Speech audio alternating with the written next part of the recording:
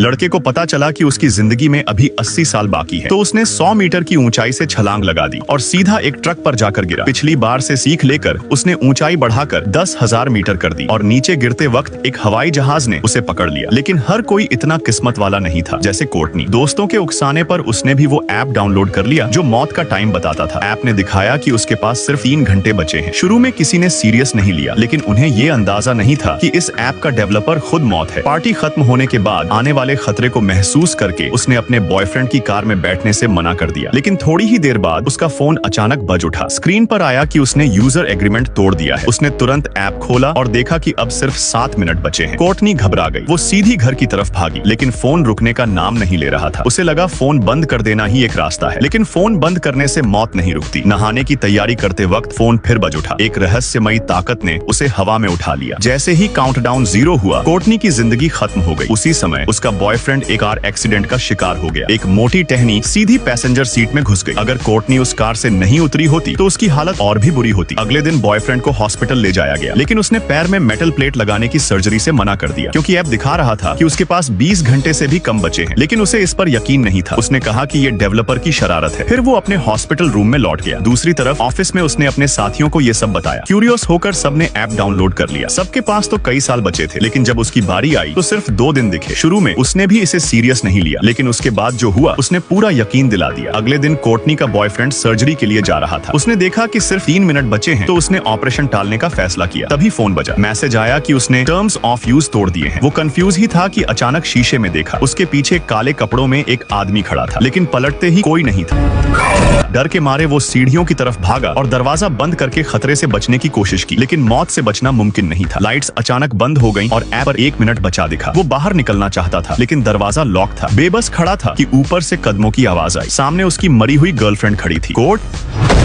ये सुनकर उसे अपनी शंका पक्की लगने लगी। वो कमरे में भागी और उसका फोन उठाया, लेकिन फोन पासवर्ड से लॉक था। उसे उसकी बॉडी को घसीटना पड़ा। फिंगरप्रिंट से अनलॉक करने की कोशिश की, लेकिन वो भी फेल हो गया। आखिर में उसकी आंखें जबरदस्ती खोलकर फेस रिकॉग्निशन से फोन अनलॉक किया। ऐप में टाइम पहले ही 0 हो चुका था। अब पूरा यकीन हो गया कि ऐप सच है। उसने तुरंत अपने पिता को कॉल किया और माँ की कब्र पर जाने वाला वीकेंड कैंसिल कर दिया, क्योंकि काउंटडाउन के हिसाब से उसी दिन उसकी मौत लिखी थी। लेकिन जैसे ही वो काम पर निकलने वाली थी, उसका फोन बज उठा। स्क्रीन पर फिर वही लाइन थी, उसने यूजर एग्रीमेंट तोड़ दिया है।